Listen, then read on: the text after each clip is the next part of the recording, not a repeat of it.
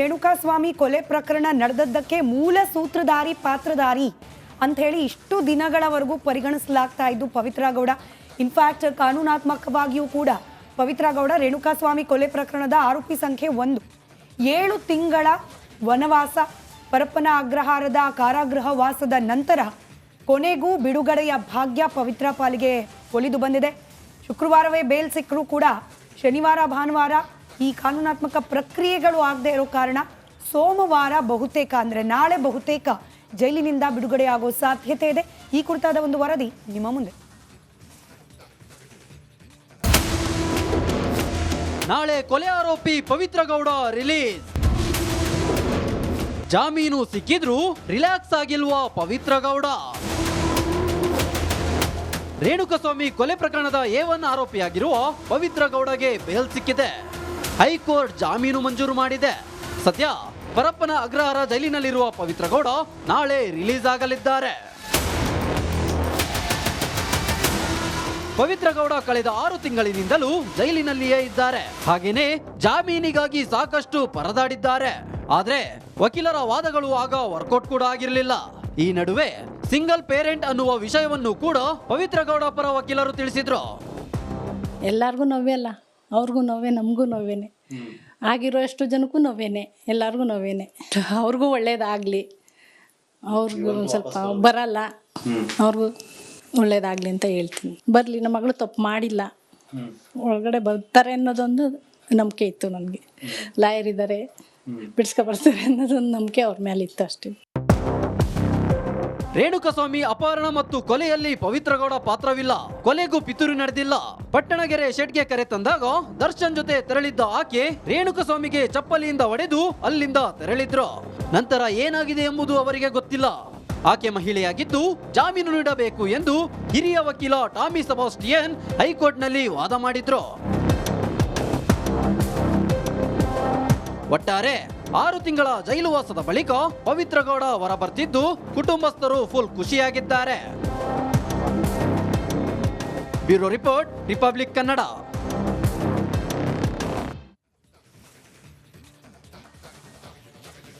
Bale ಪಡೆದು ಸಂತಸದಲ್ಲಿರುವಂತಹ Darshan and gang ಖುಷಿಯಲ್ಲಿದ್ದಾರೆ. ಆದರೆ ಪಿಕ್ಚರ್ ಅಭಿ ಬಾಕಿ ಹೈ. ಸುಪ್ರೀಂ ಕೋರ್ಟ್ ಅಲ್ಲಿ ಈ ಬೇಲ್ ಸಿಕ್ಕಿರೋದನ್ನ ಪ್ರಶ್ನೆ ಮಾಡೋದಕ್ಕೆ ಪೊಲೀಸರು ಸಿದ್ಧತೆಯನ್ನ ಮಾಡಿಕೊಳ್ತಾ ಇದ್ದಾರಂತೆ. ನಾವು ಗಮನಿಸಿದೀವಿ, ಮಧ್ಯಂತರ ಜಾಮೀನು ಸಿಕ್ಕಿದ್ದಕ್ಕೇನೆ ಅವ್ರು ಅಪೀಲ್ ಹೋಗೋದಕ್ಕೆ ಎಷ್ಟು ದಿನ ತಗೊಂಡ್ರು, ಎಷ್ಟು ವಿಳಂಬ ಮಾಡಿದ್ರು. ಇದನ್ನ ಇವರು ತ್ವರಿತವಾಗಿ ಸುಪ್ರೀಂ ಕೋರ್ಟಲ್ಲಿ ಪ್ರಶ್ನೆ ಮಾಡಿಬಿಡ್ತಾರ, ಅದಕ್ಕೆ ತ್ವರಿತವಾಗಿ ಸಿದ್ಧತೆಯನ್ನ ಮಾಡ್ಕೊಂಡ್ಬಿಡ್ತಾರ, ಅಂದ್ರೆ ತುರ್ತಾಗಿ ಅರ್ಜಿಯನ್ನ ಸಲ್ಲಿಸೋದಕ್ಕೆ ಎಲ್ಲ ರೀತಿಯ ಸಿದ್ಧತೆಯನ್ನ ಮಾಡ್ಕೊಂಡಿದ್ದಾರಾ ಅನ್ನುವಂತಹ ಪ್ರಶ್ನೆ ಈಗ ಮೂಡ್ತಾ ಇದೆ. ನೀವು ಈ ಬಗ್ಗೆ ರಿಪೋರ್ಟ್ಸ್ ಏನು ಹೇಳುತ್ತೆ, ಒಂದು ವರದಿ ನಿಮ್ಮ ಮುಂದೆ.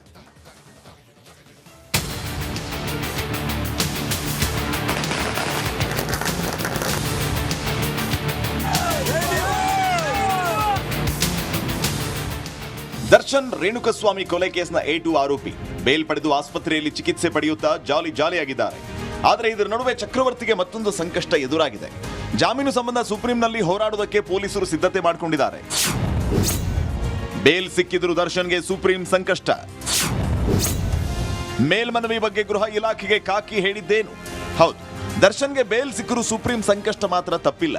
ಸುಪ್ರೀಂ ಕೋರ್ಟ್ಗೆ ಮೇಲ್ಮನವಿ ಯಾಕೆ ಸಲ್ಲಿಸಬೇಕು ಅಂತ ಗೃಹ ಇಲಾಖೆಗೆ ಪೊಲೀಸರು ಮನವರಿಕೆ ಮಾಡೋದಕ್ಕೆ ನಿರ್ಧಾರ ಮಾಡಿದ್ದಾರೆ.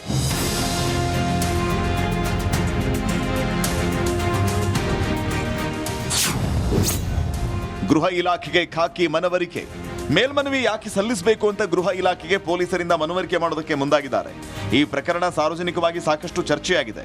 ಪ್ರಕರಣದಲ್ಲಿ ಮೇಲ್ಮನವಿ ಸಲ್ಲಿಸಿಲ್ಲ, ಹೀಗಂದ್ರೆ ಸಾಮಾನ್ಯರಿಗೆ ಸರ್ಕಾರ ನ್ಯಾಯ ಕೊಡಿಸಲ್ಲ ಅನ್ನೋ ಸಂದೇಶ ಹೋಗುತ್ತೆ. ಅಲ್ಲದೆ ಸುಪ್ರೀಂಗೆ ಮೇಲ್ಮನವಿ ಸಲ್ಲಿಸಿದ್ರೆ ಜಾಮೀನು ರದ್ದಾಗುವ ಸಾಧ್ಯತೆ ದಟ್ಟವಾಗಿದೆ. ತ್ವರಿತವಾಗಿ ಮೇಲ್ಮನವಿ ಸಲ್ಲಿಸಿದರೆ ಸಾಮಾನ್ಯರ ಪರವಾಗಿ ಸರ್ಕಾರ ಹೋರಾಟ ಮಾಡುತ್ತೆ ಅನ್ನೋ ಮನೋಭಾವನೆ ಇರುತ್ತೆ. ಅಲ್ಲದೆ ಪೊಲೀಸರ ನಿಷ್ಪಕ್ಷಪಾತ ತನಿಖೆಗೆ ನೈತಿಕ ಬೆಂಬಲ ಸಿಗುತ್ತೆ. ಒಟ್ಟಾರೆ ಸಾಲು ಕಾರಣಗಳನ್ನ ಹಿಡಿದು ಗೃಹ ಇಲಾಖೆ ಮುಂದೆ ಪೊಲೀಸರು ನಿಲ್ಲೋದಕ್ಕೆ ಮುಂದಾಗಿದೆ. ಎಲ್ಲಿಯಾದರೂ ಸರ್ಕಾರ ಒಪ್ಪಿಗೆ ಕೊಟ್ರೆ ದರ್ಶನ್ಗೆ ಸಂಕಷ್ಟ fix. Nagaraj, crime bureau, republic Kannada. ಇಡೀ ಈ ರೇಣುಕಾಸ್ವಾಮಿ ಕೊಲೆ ಪ್ರಕರಣ ನಡೆದದ್ದಕ್ಕೆ ಮೂಲ ಸೂತ್ರಧಾರಿ ಪಾತ್ರಧಾರಿ ಅಂತ ಹೇಳಿ ಇಷ್ಟು ದಿನಗಳವರೆಗೂ ಪರಿಗಣಿಸಲಾಗ್ತಾ ಇದ್ದು ಪವಿತ್ರ ಗೌಡ. ಇನ್ಫ್ಯಾಕ್ಟ್ ಕಾನೂನಾತ್ಮಕವಾಗಿಯೂ ಕೂಡ ಪವಿತ್ರ ಗೌಡ ರೇಣುಕಾಸ್ವಾಮಿ ಕೊಲೆ ಪ್ರಕರಣದ ಆರೋಪಿ ಸಂಖ್ಯೆ 1. 7 ತಿಂಗಳ ವನವಾಸ, ಪರಪ್ಪನ ಅಗ್ರಹಾರದ ಕಾರಾಗೃಹ ವಾಸದ ನಂತರ ಕೊನೆಗೂ ಬಿಡುಗಡೆಯ ಭಾಗ್ಯ ಪವಿತ್ರ ಪಾಲಿಗೆ ಒಲಿದು ಬಂದಿದೆ. ಶುಕ್ರವಾರವೇ ಬೇಲ್ ಸಿಕ್ಕರೂ ಕೂಡ ಶನಿವಾರ ಭಾನುವಾರ ಈ ಕಾನೂನಾತ್ಮಕ ಪ್ರಕ್ರಿಯೆಗಳು ಆಗದೆ ಇರೋ ಕಾರಣ ಸೋಮವಾರ ಬಹುತೇಕ ಅಂದರೆ ನಾಳೆ ಬಹುತೇಕ ಜೈಲಿನಿಂದ ಬಿಡುಗಡೆಯಾಗೋ ಸಾಧ್ಯತೆ ಇದೆ. ಈ ಕುರಿತಾದ ಒಂದು ವರದಿ ನಿಮ್ಮ ಮುಂದೆ. ನಾಳೆ ಕೊಲೆ ಆರೋಪಿ ಪವಿತ್ರ ಗೌಡ ರಿಲೀಸ್. ಜಾಮೀನು ಸಿಕ್ಕಿದ್ರೂ ರಿಲ್ಯಾಕ್ಸ್ ಆಗಿಲ್ವಾ ಪವಿತ್ರ ಗೌಡ? ರೇಣುಕಸ್ವಾಮಿ ಕೊಲೆ ಪ್ರಕರಣದ A1 ಆರೋಪಿಯಾಗಿರುವ ಪವಿತ್ರ ಗೌಡಗೆ ಬೇಲ್ ಸಿಕ್ಕಿದೆ. ಹೈಕೋರ್ಟ್ ಜಾಮೀನು ಮಂಜೂರು ಮಾಡಿದೆ. ಸದ್ಯ ಪರಪ್ಪನ ಅಗ್ರಹಾರ ಜೈಲಿನಲ್ಲಿರುವ ಪವಿತ್ರ ಗೌಡ ನಾಳೆ ರಿಲೀಸ್ ಆಗಲಿದ್ದಾರೆ. ಪವಿತ್ರ ಗೌಡ ಕಳೆದ 6 ತಿಂಗಳಿನಿಂದಲೂ ಜೈಲಿನಲ್ಲಿಯೇ ಇದ್ದಾರೆ. ಹಾಗೇನೆ ಜಾಮೀನಿಗಾಗಿ ಸಾಕಷ್ಟು ಪರದಾಡಿದ್ದಾರೆ. ಆದ್ರೆ ವಕೀಲರ ವಾದಗಳು ಆಗ ವರ್ಕೌಟ್ ಕೂಡ ಆಗಿರಲಿಲ್ಲ. ಈ ನಡುವೆ ಸಿಂಗಲ್ ಪೇರೆಂಟ್ ಅನ್ನುವ ವಿಷಯವನ್ನು ಕೂಡ ಪವಿತ್ರ ಗೌಡ ಪರ ವಕೀಲರು ತಿಳಿಸಿದ್ರು. ಎಲ್ಲರಿಗೂ ನೋವೇ ಅಲ್ಲ, ಅವ್ರಿಗೂ ನೋವೇ, ನಮಗೂ ನೋವೇನೆ. ಆಗಿರೋ ಎಷ್ಟು ಜನಕ್ಕೂ ನೋವೇನೆ, ಎಲ್ಲರಿಗೂ ನೋವೇನೆ. ಅವ್ರಿಗೂ ಒಳ್ಳೇದಾಗಲಿ, ಅವ್ರಿಗೂ ಒಂದು ಸ್ವಲ್ಪ ಬರಲ್ಲ, ಅವ್ರಿಗೂ ಒಳ್ಳೇದಾಗಲಿ ಅಂತ ಹೇಳ್ತೀನಿ. ಬರಲಿ, ನಮ್ಮ ಮಗಳು ತಪ್ಪು ಮಾಡಿಲ್ಲ, ಒಳಗಡೆ ಬರ್ತಾರೆ ಅನ್ನೋದೊಂದು ನಂಬಿಕೆ ಇತ್ತು ನನಗೆ. ಲಾಯರ್ ಇದ್ದಾರೆ, ಬಿಡಿಸ್ಕೊ ಬರ್ತಾರೆ ಅನ್ನೋದೊಂದು ನಂಬಿಕೆ ಅವ್ರ ಮೇಲೆ ಇತ್ತು ಅಷ್ಟೇ. ರೇಣುಕಸ್ವಾಮಿ ಅಪಹರಣ ಮತ್ತು ಕೊಲೆಯಲ್ಲಿ ಪವಿತ್ರ ಗೌಡ ಪಾತ್ರವಿಲ್ಲ. ಕೊಲೆಗೂ ಪಿತೂರಿ ನಡೆದಿಲ್ಲ. ಪಟ್ಟಣಗೆರೆ ಶೆಡ್ಗೆ ಕರೆ ತಂದಾಗ ದರ್ಶನ್ ಜೊತೆ ತೆರಳಿದ್ದ ಆಕೆ ರೇಣುಕಸ್ವಾಮಿಗೆ ಚಪ್ಪಲಿಯಿಂದ ಹೊಡೆದು ಅಲ್ಲಿಂದ ತೆರಳಿದ್ರು. ನಂತರ ಏನಾಗಿದೆ ಎಂಬುದು ಅವರಿಗೆ ಗೊತ್ತಿಲ್ಲ. ಆಕೆ ಮಹಿಳೆಯಾಗಿದ್ದು ಜಾಮೀನು ನೀಡಬೇಕು ಎಂದು ಹಿರಿಯ ವಕೀಲ ಟಾಮಿ ಸೆಬಾಸ್ಟಿಯನ್ ಹೈಕೋರ್ಟ್ನಲ್ಲಿ ವಾದ ಮಾಡಿದ್ರು.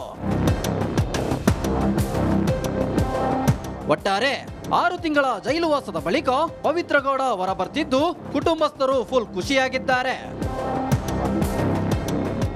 Bureau report, republic Kannada.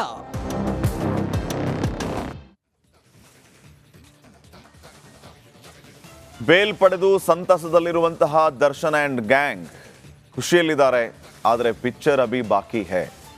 Supreme ಕೋರ್ಟಲ್ಲಿ ಈ ಬೇಲ್ ಸಿಕ್ಕಿರೋದನ್ನ ಪ್ರಶ್ನೆ ಮಾಡೋದಕ್ಕೆ ಪೊಲೀಸರು ಸಿದ್ಧತೆಯನ್ನ ಮಾಡಿಕೊಳ್ತಾ ಇದ್ದಾರಂತೆ.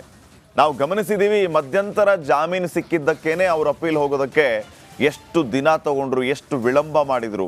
ಇದನ್ನ ಇವರು ತ್ವರಿತವಾಗಿ ಸುಪ್ರೀಂ ಕೋರ್ಟಲ್ಲಿ ಪ್ರಶ್ನೆ ಮಾಡಿಬಿಡ್ತಾರ, ಅದಕ್ಕೆ ತ್ವರಿತವಾಗಿ ಸಿದ್ಧತೆಯನ್ನ ಮಾಡ್ಕೊಂಡ್ಬಿಡ್ತಾರ, ಅಂದ್ರೆ ತುರ್ತಾಗಿ ಅರ್ಜಿಯನ್ನ ಸಲ್ಲಿಸೋದಕ್ಕೆ ಎಲ್ಲ ರೀತಿಯ ಸಿದ್ಧತೆಯನ್ನ ಮಾಡ್ಕೊಂಡಿದ್ದಾರಾ ಅನ್ನುವಂತಹ ಪ್ರಶ್ನೆ ಈಗ ಮೂಡ್ತಾ ಇದೆ. ನೀವು ಈ ಬಗ್ಗೆ ರಿಪೋರ್ಟ್ಸ್ ಏನು ಹೇಳುತ್ತೆ, ಒಂದು ವರದಿ ನಿಮ್ಮ ಮುಂದೆ.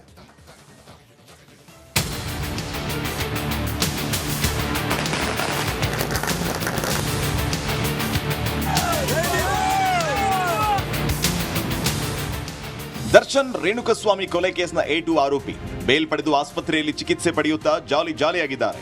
ಆದರೆ ಇದರ ನಡುವೆ ಚಕ್ರವರ್ತಿಗೆ ಮತ್ತೊಂದು ಸಂಕಷ್ಟ ಎದುರಾಗಿದೆ. ಜಾಮೀನು ಸಂಬಂಧ ಸುಪ್ರೀಂನಲ್ಲಿ ಹೋರಾಡುವುದಕ್ಕೆ ಪೊಲೀಸರು ಸಿದ್ಧತೆ ಮಾಡಿಕೊಂಡಿದ್ದಾರೆ. ಬೇಲ್ ಸಿಕ್ಕಿದ್ರು ದರ್ಶನ್ಗೆ ಸುಪ್ರೀಂ ಸಂಕಷ್ಟ. ಮೇಲ್ಮನವಿ ಬಗ್ಗೆ ಗೃಹ ಇಲಾಖೆಗೆ ಕಾಕಿ ಹೇಳಿದ್ದೇನು?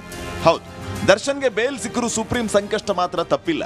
ಸುಪ್ರೀಂ ಕೋರ್ಟ್ಗೆ ಮೇಲ್ಮನವಿ ಯಾಕೆ ಸಲ್ಲಿಸಬೇಕು ಅಂತ ಗೃಹ ಇಲಾಖೆಗೆ ಪೊಲೀಸರು ಮನವರಿಕೆ ಮಾಡೋದಕ್ಕೆ ನಿರ್ಧಾರ ಮಾಡಿದ್ದಾರೆ.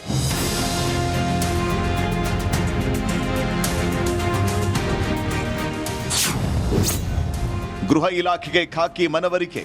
ಮೇಲ್ಮನವಿ ಯಾಕೆ ಸಲ್ಲಿಸಬೇಕು ಅಂತ ಗೃಹ ಇಲಾಖೆಗೆ ಪೊಲೀಸರಿಂದ ಮನವರಿಕೆ ಮಾಡೋದಕ್ಕೆ ಮುಂದಾಗಿದ್ದಾರೆ. ಈ ಪ್ರಕರಣ ಸಾರ್ವಜನಿಕವಾಗಿ ಸಾಕಷ್ಟು ಚರ್ಚೆಯಾಗಿದೆ. ಪ್ರಕರಣದಲ್ಲಿ ಮೇಲ್ಮನವಿ ಸಲ್ಲಿಸಿಲ್ಲ, ಹೀಗಂದ್ರೆ ಸಾಮಾನ್ಯರಿಗೆ ಸರ್ಕಾರ ನ್ಯಾಯ ಕೊಡಿಸಲ್ಲ ಅನ್ನೋ ಸಂದೇಶ ಹೋಗುತ್ತೆ. ಅಲ್ಲದೆ ಸುಪ್ರೀಂಗೆ ಮೇಲ್ಮನವಿ ಸಲ್ಲಿಸಿದ್ರೆ ಜಾಮೀನು ರದ್ದಾಗುವ ಸಾಧ್ಯತೆ ದಟ್ಟವಾಗಿದೆ. ತ್ವರಿತವಾಗಿ ಮೇಲ್ಮನವಿ ಸಲ್ಲಿಸಿದರೆ ಸಾಮಾನ್ಯರ ಪರವಾಗಿ ಸರ್ಕಾರ ಹೋರಾಟ ಮಾಡುತ್ತೆ ಅನ್ನೋ ಮನೋಭಾವನೆ ಇರುತ್ತೆ. ಅಲ್ಲದೆ ಪೊಲೀಸರ ನಿಷ್ಪಕ್ಷಪಾತ ತನಿಖೆಗೆ ನೈತಿಕ ಬೆಂಬಲ ಸಿಗುತ್ತೆ. ಒಟ್ಟಾರೆ ಸಾಲು ಕಾರಣಗಳನ್ನ ಹಿಡಿದು ಗೃಹ ಇಲಾಖೆ ಮುಂದೆ ಪೊಲೀಸರು ನಿಲ್ಲೋದಕ್ಕೆ ಮುಂದಾಗಿದೆ. ಎಲ್ಲಿಯಾದರೂ ಸರ್ಕಾರ ಒಪ್ಪಿಗೆ ಕೊಟ್ರೆ ದರ್ಶನ್ಗೆ ಸಂಕಷ್ಟ fix. Nagaraj, crime bureau, republic Kannada.